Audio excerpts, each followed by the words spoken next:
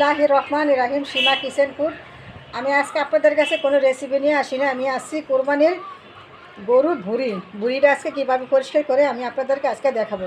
প্রথমে ভুঁড়িগুলো আমি এখানে ছোটো ছোটো করে কেটে নিছি এবং আমি ছোটো ছোটো করে আমি ধুয়ে নিছি, সুন্দর করে ধুয়ে নিছি। আমি এখানে এক পাতিল গরম পানি করছি। পানিগুলো আমি একসাথে দিব না, আমি এক পিস করে দিব আর কি ভুঁড়িগুলা। আমি এই যে এক পিস করে দিব। একদম ঘড়ি দ্বারা 15 থেকে 30 সেকেন্ড আমরা এটা রেখে দিয়ে এখানে আমি তুলব। এই যে 30 সেকেন্ড হয়ে গেছে। এখন এটা আমি একে একে সব ইয়াটা আমি তুলে ফেলবো আর কি, যে তুলে ফেলছি ধরবো। এই দেখেন কীভাবে আমি তুলতেছি, এই দেখেন কি সুন্দর করে তোলা যাচ্ছে। দেখেন বেশি কোনো কষ্ট হচ্ছে না। পাশ হয়ে গেছে, আমি আর এক পাশ এইভাবে করতেছি। আপনারা আমার মতন এইভাবে করেন। দেখেন দেখেন দেখেন কয়েক সেকেন্ড সময় লাগছে, একদম সুন্দর পরিষ্কার হয়ে গেছে। আবার দিলাম।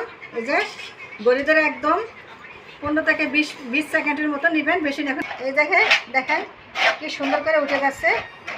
আমি পরিষ্কার করে ফেলবো। এই যে কত সুন্দর হয়েছে দেখেন। এই যে দেখেন কত সুন্দর। এই যে আপনারা এইভাবে পরিষ্কার করে নেবেন। এই যে এই সিস্টেমটা কিন্তু আবার কিন্তু এই যে গ্লাস দিয়েও করা যায়।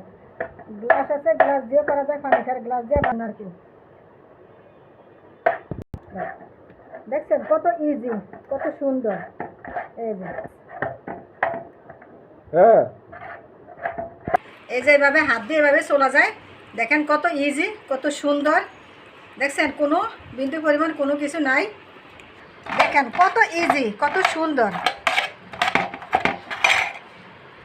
কত ইজি। আপনারা দেখলেন তো কত সুন্দর, কত ইজিভাবে আমি বইটা পরিষ্কার করছি। প্লিজ আমার ভিডিও যদি ভালো লেগে থাকে আমার চ্যানেলটাকে লাইক কমেন্ট করুন। আপনারা এইভাবে আমার মতন বড়ি পরিষ্কার করে কমেন্ট করে আমাকে জানান। যদি ভালো লেগে থাকে তাহলে আমার চ্যানেলটাকে লাইক কমেন্ট করুন। নতুন হয়ে থাকলে সাবস্ক্রাইব করুন। আল্লাহ হাফেজ।